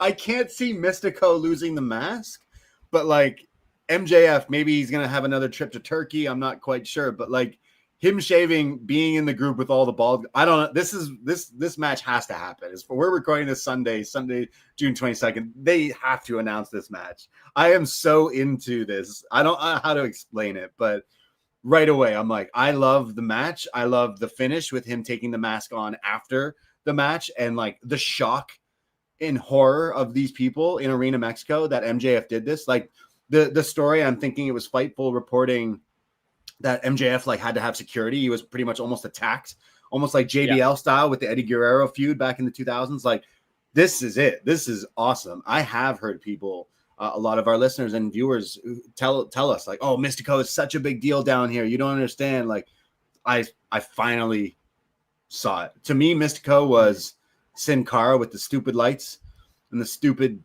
Enya music. Not that Enya's bad, but like, I think of him breaking his finger in the match. I think of Hunico taking over the character. That's just what it was to me. It wasn't really anything. It wasn't until I watched we've talked about it on our Best Match Ever, Triple Mania. There was a Triple Mania I watched many years ago. It got together. I think it was Pollock was like, oh, I'm going to watch this before we did a Law episode. I was like, yeah, I'll watch it with you. It was Rey Mysterio versus Mystico. And it was awesome. It was really fun. And me and you recently talked about it. And we were like, hey, you know what? This guy was pretty good, actually. I can see why people down there like take to him. But now watching this entrance all these years later, I'm like, holy shit, have we just been missing out on, like, this guy is actually lit, and WWE made him shit to me. And again, sincerely apologize. I was not familiar with your game, but now I am in. My number one song of 2025 is going to be Mi Muero, and Mi Muero, got to say it right. And I'm in. I'm going to learn the lyrics for All In. I hope that match is announced. That is an awesome match if they were to announce it. I thought MJF was on top of his game with this. Like, honestly, what else would MJF do at this point? At this point, way too soon to split him from the Hurt Syndicate. And unless you're doing some sort of 6-man tag, but I think this is way more interesting, and just ride with it. Yeah. You got to also, like, you got to watch the music video for this song. Like, he's in the music video from it. Right. It's so good. The song is catchy. My Spotify algorithm is now just playing all this like Spanish music yesterday, and I'm in. I love this so much. So I really want to see this match. We're Canadian, but we're gonna be in Mystico's corner in Texas, because I really want to see this match now. Mask versus hair, because either way that goes, you can't see him losing that mask, and I honestly can't say I'll see MJF lose his hair. So I hope that is the match we get announced, because who would have thought that I'd be that hyped into this? But I am. They did a really good job. We also had an awesome opening promo from Hangman Page doing the entire 6-minute promo in Spanish. Yeah, muy bueno. I thought this was great. I thought it was awesome. Oh man, like dude's flawless Spanish, and then explains that, you know, he grew up working. He says in the promo, I watched some of the stuff, you know, shout out Excalibur, right, who was talking about quickly trying to, you know, translate, and I thought this is so good. And did you recognize the shirt he was wearing? He once wore this shirt when he was champion, so he's letting us know that, hey, okay, I might recycle some of these shirts in my closet from when I was the fucking man. So hopefully we see that means something too. But I love this. This is your guy. This is the guy who should be world champion. And I think more now than ever. I think a lot of people are really hyped about the AAA WWE expansion, if you want to use that word, if that's the right thing. But I think there's a lot of other people who are like, man, you can't just buy us. You can't buy Lucha Libre. You can't just, you know, take over. And I think having Hangman, who is a white ass American cowboy gimmick, come out here full on flawless Spanish saying, hey, we see you, we love you, thank you for having us in your house. I thought that was really special. I think it was really nice. I thought it was good. I think it was needed. Ryan's saying AEW have posted the whole promo with subtitles as well now. But like, I find whenever I hear people speak in another language on these shows, I don't necessarily need to know what they're saying. I can piece it together from like their tone, from the audience reaction to what they're saying, and I love it. I think it's great, and it's also, in a way, it's a way of like just Hangman building all these friends and fan support around him going in against Moxley. It builds him this momentum. It's I'll just go and speak Spanish, and Mexico will love me now, and I've got Mexico's back against the biggest match of my career, and that kind of stuff. I really liked it, and I enjoyed the Worlds Collide show. I enjoyed this show as well. I thought they both completely different presentation. One things I said on the AAA show was I wish they did a bit more lucha rules with the tags and explaining that you don't have to tag and stuff like that. And I thought, even though this show, I mean, I guess the Mystico MJF, it didn't really have a marquee match. It was a lot of multi-man, but it gave you a real flavor of just that chaoticness that you get in these lucha tag matches. And I really appreciate it. I think AEW has been better recently because they're not trying to be WWE. And I think they went through this whole patch, and maybe Punk had some doing with that, but trying to make it WWE. We had those awful MJF, Adam Cole, Devil segments that just felt so WWE. And you should be playing to different tastes. You shouldn't necessarily be trying to get a WWE audience. You should try to get your audience. And it will take time, and maybe it's not going to be huge ratings right away, but we've seen they're a very stable company at the moment. And I think, I enjoy watching Raw and SmackDown or whatever for my sports entertainment, and I enjoy tuning in on Wednesdays to Dynamite for my pro wrestling. And if they continue in that direction, and like the tribalism just bores me to tears, because it's always comparing one to the other, and I'm like, they're different. You're comparing horror movies to rom-coms. Like, that's how it feels, and that's how it should be, rather than AEW just trying to catch like some WWE fans' attention by bringing in a name from over there, or or doing some goofy, bad storytelling. Yeah, no, I mean, I think they want to bring new audio. They want to bring some of those WWE fans over, right? Like that's obviously an MO that they're going to continue to have. But when they focus on being what makes them popular, what makes them unique, and what makes them AEW, like this was one of my favorite Dynamite episodes ever. Like this felt like a mini pay-per-view. I think I enjoyed this more than I enjoyed Worlds Collide, and I enjoyed Worlds Collide, don't get me wrong, but this felt like actual, like didn't feel what was the, we're not going to Americanize it, right? Conan said, like, this is what it didn't feel Americanized. It felt like this was a show that they're showing us what it was. I wonder if I'd say CMLL and AAA have different flavors as well. I'd say AAA does feel more WWE than CMLL does feel more AEW. Absolutely.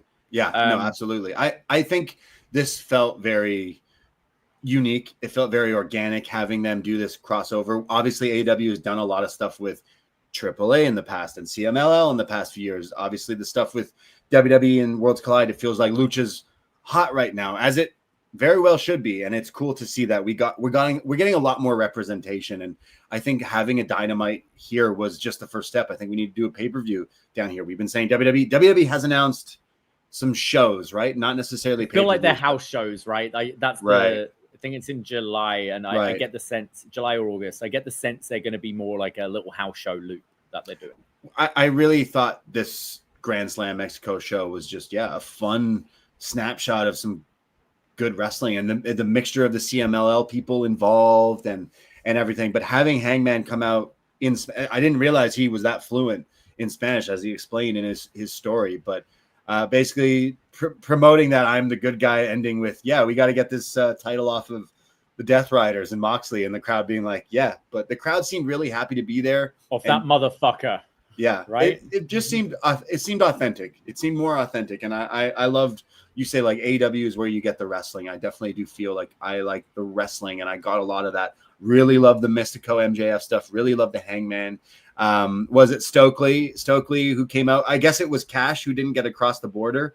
Right. But the grassy ass comment, and then some of the wrestlers in there, like all the wrestling hit. It was really fun show. And then I know I'm jumping all over the place, but what else from Dynamite? Well, we had Mercedes winning the CMLL Women's Championship, adding to her belt collection, and then Tony attacking her out of her boots.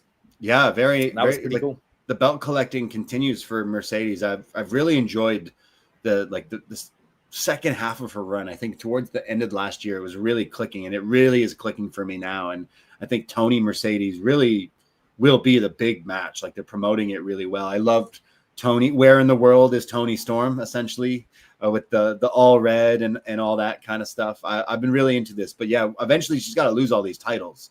Mercedes, she's got all of them, like Kenny did. I wonder if you have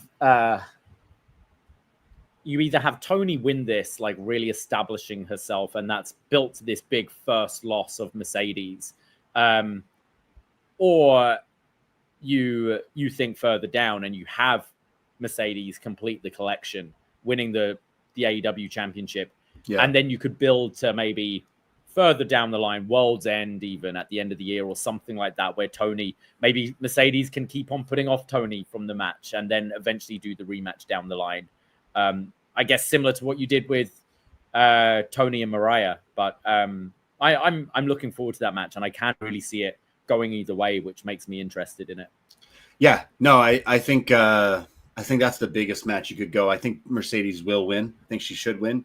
And then down the line, you could easily rematch that. Both are two of the hottest characters. Like Mercedes, this belt collecting thing, I think it is working and getting the heat. And Tony's just still killing it. I watched some of the Collision stuff, and her promo was really funny as well. But what did she say in this Dynamite thing? Deep throat the Tabasco. Deep throat the Tabasco, baby. I was like, Jesus Christ. Yeah. Great stuff. What else from Dynamite from you? I think just like some fun matches. I don't really have many. I thought they, for the most part, kind of just put a pause on the build to All In, which is fine because I think they've actually this year done the legwork, and we see all the main stories are kind of ticking along quite nicely. So I didn't mind having that. Like, obviously you had a Hangman promo, you had the Mercedes Tony stuff, and potentially if they go in that way with MJF Mystico. But I just enjoyed it for like just the atmosphere was awesome. I love the Okada different setting was like we had the Briscoe Okada match. I thought that was pretty fun as well. Like obviously the history with Okada, who had wrestled in Mexico in the past and everything, like that was a cool little tie in there. Thought it was a fun match. That was maybe the one thing that's keeping this was the story continuing. This was like pretty much wrestling, other than the promo from Hangman off the top. It was like just wrestling for the rest of the show, which again kind of felt like a faster paced, almost mini pay-per-view kind of thing. But love that venue. They got to go back there. Like they treat it like I want to go. That's bucket list for me. I've never been to a lucha show down in Mexico, and Mexico City, Arena Mexico looks like the place to be. Like I want to go. I need to sing along to that Mystico song. I need to be part of that. That is a draw, I think, for that. Do we get one in Corcoran Hall one day? We do a Dynamite in Corcoran Hall. They do the same similar thing where you like Kenny starts talking in Japanese to open the show, and maybe. Thanks for letting us into your house. I think it's cool. I love seeing all the representation of wrestling all over the world. You know, and it's like this show inspired me to check out the other shows from Arena Mexico this week. The CMLL FantasticaMania, and like would totally recommend some of the matches that I watched. Specifically, what was the main one? Bandito versus Mascara Dorado.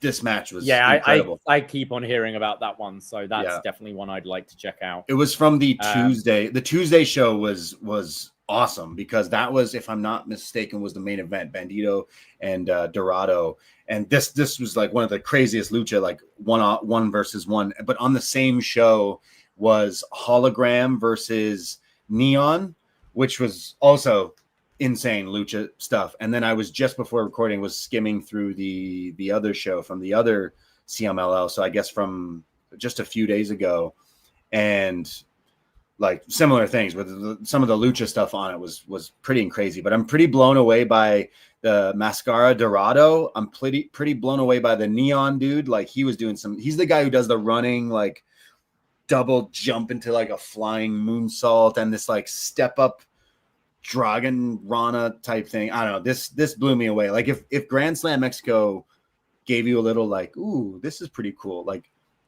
CMLL doesn't have like a streaming or a English commentator yet, but after some of the success, you would wonder if maybe going forward they would try to dabble in that, because there might be some people like myself who was like, oh, I would check out some of these guys. So maybe that's like the next steps for those guys. But I think doing some stuff with AEW is the right stuff. So I honestly, I'm singing the praises of what I was watching the last few days. I told you I was, what wrestling can I watch this week to escape, and keep hearing some good things about Bandito and Dorado. It did inspire me to go watch it. And I'm so glad that I did, because there was also like a lucha pirate. There was like this one lucha dude wearing like a Halloween mask. So you got a little bit of the like silly lucha craziness, but then there was some really awesome stuff. And I think for all three shows, the crowd were just so into it and they were eating it all up. So it reminds you that like there's wrestling out there to seek, like whether it's Japanese pro wrestling, Mexican, it's not just WWE. There's so much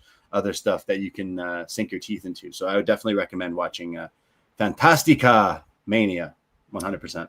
Bryan Danielson has also been in the news this week. He's been saying, and don't know whether to believe him or not, but he's been saying that potentially he won't be able to wrestle again. And then he shows up on Ring of War of the Worlds to save his idol in Blue Panther, hitting the Psycho knee, which does involve somewhat of a back bump. So yes, so Danielson, little tease here. I do see him being in the Avengers Assemble finale of All in Texas. Absolutely. When you have the entrances and the runouts, first chords of Final Countdown. Yeah. You just hear Bryan Danielson's going to come out and help Hangman win the title from Mox. Absolutely. Sting could be involved as well, but plastic bag over Yuta's head, you know. That would be the good revenge spot. Like, right? You motherfuckers like put my bag, you put a bag over my head, you do the final countdown. You've got the Death Riders stood looking at the huge ramp, and Danielson hops over the barricade with a plastic bag, murders Yuta, and then the rest come out. Like I do think we're seeing it's happening. It's happening. Whether it's absolutely happening. Like we've seen he can hit a move. Like it's whether he's going to be in the ring for an actual match anytime soon. He'll get physical at All In. I would have thought he will definitely show up at All In that matchup. I would he's pretty much saying I'm going to be at All In. I'm not going to be wrestling, but I'm going to be there. And I would imagine he's got something to say and something to do in that Moxley match. But very cool to see him save Blue Panther there. That was like the after credits, essentially, like showing you that, hey, he's still in the AEW world system. And I've missed him, so it brought a smile to thinking, oh, he's gonna show up in All In, isn't he? So hopefully, or just maybe he can wrestle Big Boom AJ versus Bryan Danielson, the pre-show match. Book it. Very excited to see him there. Yeah, I was really happy. I know you're a big Danielson fan too, so hopefully it leads to one more match, minimum one more match in AEW. I didn't catch much of Collision, but you did tell me to watch the Don Callis Okada segment where Okada is officially now a member of the Don Callis family. And we had a bit of a return with Kota Ibushi coming back. I honestly never really thought we'd see this guy again. No, it was like, oh, hey, you want to, reappear in the world of wrestling on a random Collision in front of like 1,500 people probably. I don't even know where they were last night, but so random, so wild. It definitely got a what the fuck reaction from me, but like I feel two ways about this. It's Kota, it's our boy, it's the Golden Lovers. He's coming out to fight in honor of his boy Kenny. This is bringing tears to my eye, making my heart flutter.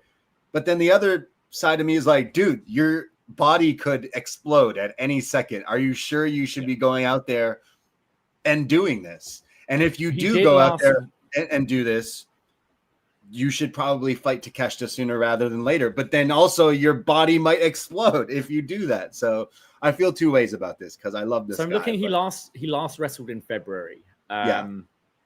So he has been somewhat active since the injury, but like, I'm in the same mind. Like I love Ibushi, but it was sad watching like the last pretty much since he came into AEW, right? Like it was he didn't look great, and the injuries have just piled up really since that G1 injury.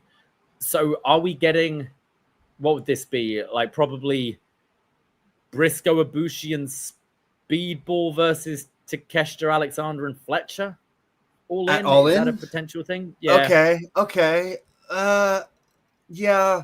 Okay. So I imagine we get Golden Lovers versus Takeshita and Okada, whether that's before All In or after, but like that's a big match as well. The Golden Lovers, Takeshita, Okada, that's nuts.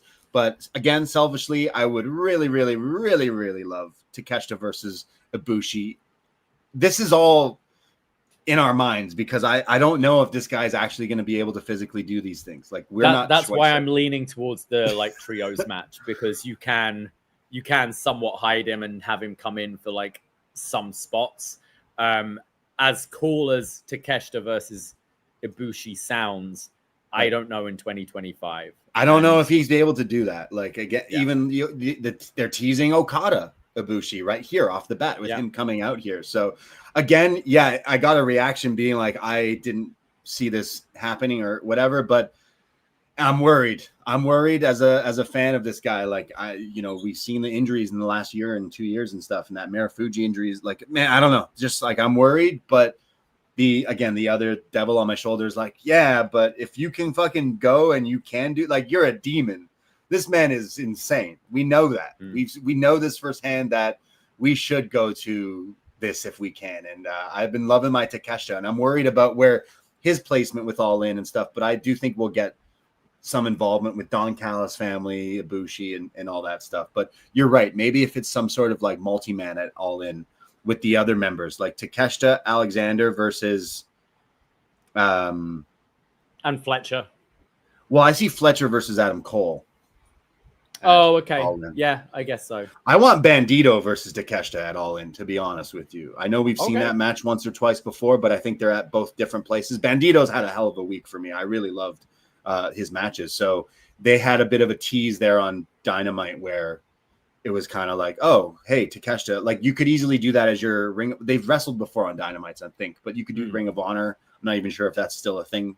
I mean, I know Ring of Honor is still a thing, but I mean, like, is there a pay-per-view soon? Are they doing a show the same week as All In? I don't even know. So I don't necessarily follow Ring of Honor, but yeah, they're doing that. Is it Death Before Dishonor? They're doing that whole stretch in Texas, right? They've got they've got the Dynamite, they've got the Collision. So I wonder if that's where you do Takeshita versus Bandito. But selfishly, like, that's also an awesome All In match if you were to announce that, because Bandito's been killing it lately, and so is Takeshita. And I hope they've also announced the Casino. I'm going all over the place, but the Casino Gauntlet thing, that's where you throw in a lot of those guys too, right? Like, has that been officially announced now? Yes, they announced it right at the end of Collision. They were like, hey, by the way, this match is back. So I imagine you get your, like, Takeshita or your Ricochet or some people that are like bigger guns but aren't necessarily being used in some of the other stuff. So cool. Maybe Takeshita's in that as well. Maybe Ibushi's in that. I'm not sure. But either way, I was like, what? Ibushi, you should not be back, but I'm happy that you're back, if that makes sense. So hopefully we'll see. I'm liking I know you and Neil talked about, like, the Kenny stuff was so over the top. You were mentioning, like, AEW trying to be like WWE. That's them doing that. Like, okay, you're gonna spit up all this blood. And like, fuck. I love the beatdown. The blood was a bit much, it's something with Kenny, though, isn't it? Like, love Kenny, but there's just something. I feel you could have done this angle with someone else spitting up blood, and it wouldn't be as goofy. But it's just something about Kenny's face and his acting that just made it look like ridiculous. Eating jelly donuts. Yeah. I'm still like, this match is the draw for All In for me. Like, just seeing it live is, I think, moves a lot of tickets. They've moved quite a lot in the last, like, few weeks since announcing some stuff or teasing stuff. Obviously, we're going towards Swerve and Ospreay versus the Young Bucks, which, again, might not be, we've broken record, might not be the ultimate, like, one-on-one scenario you want for Ospreay, but Swerve and Ospreay versus the Young Bucks sounds awesome. So they've teased that really heavily with Collision, with Dynamite this week. I imagine that gets announced this Wednesday for All In as well. So that should be a pretty sweet match. All In's looking kind of stacked. If we're adding MJF, Mystico, Mask versus Hair, that's crazy. Hurt Business versus Jetfly. No, Speedfly. What's their name? Airspeed. Fly Speed. What's Speedball and this? Speedball and Fly, is it? What? No, that's the other guys. I don't know. What's Speedball's partner? Oh, Kevin Knight. Knight. Is that his name? Knight Rider. Jet Speed. I was way off. Okay. Jet Speed. Thank you, chat. I must have fallen asleep in my lazy during that. Like, they've been a team for the last little while, but I imagine. But have they set that up? No, that's what I'm like. Is that match set up or just it looks like they're going towards it, because you had them on Dynamite also attack those two. So I would assume the All In tag title match is Jet Speed versus Hurt Syndicate in some way, shape, or form. Yeah. So, which also is pretty cool. So, like, again, Fletcher versus Cole. So, like, that's already looking like a pretty big lineup, stacked All In card there. That's if those are those matches that I think that's the direction that we're going. That would sound good. I think Fletcher needs to take that title from Cole as well. Yeah. Cole just isn't hitting for me. Those guys aren't hitting for me lately. But, no, not at all. Yeah. Anyway, so like I skimmed through Collision. The only thing really was Kota Ibushi kind of coming back. There's like a what, why? Okay, all right, let's fuck it, we ball, I guess, kind of thing. But I'm looking forward to this upcoming week with all the build for All In. I'm looking forward to what we do with Ibushi. They announced he's on Wednesday. I don't know if he's going to wrestle, but maybe Josh Alexander is the first one there. But yeah, a lot of stuff going on in the world of wrestling, and it never, ever stops ever. Absolutely. All right. Well, I think that brings us to a close this week. Thank you for everyone in the live chat who's been sticking with us today. Ryan, Megan, we had Chris in the room. We had Jamie. Thank you so much. And thank you for all of you listening after the fact. We'll keep an eye on our socials because there's going to be a few scheduling changes next week and with Canada Day, etc. So just keep an eye on our socials. We'll keep you posted once we've finalized what we're doing with that and when we'll be talking about things like Night of Champions and NXT. But when is you know where to find us. When is Night of Champions? That's next week. Yeah. Are we going live on Sunday on the 29th? I will not be, no. Oh, okay. All right. Well, then follow us at Poisonrana Pod and patreon.com/Poisonrana for all the shows that we got up there. The Champ is here. Episode 10 is out with Scrump talking about the Pipebomb, plus all the other shows, including Best Match Ever, Omega Okada, which is upcoming this week. We're going to be recording. So I'll put a feedback thread up tomorrow and let us know your thoughts on that. We'll read it on the show. And poisonrana.ca for everything else that we do. We can't do this without you all out there. Appreciate you, and we hope you're doing all right. And happy summer. Happy summer. Viva Mexico. Take care. Goodbye. And love yourself. Love yourself. Adios. Poisonrana.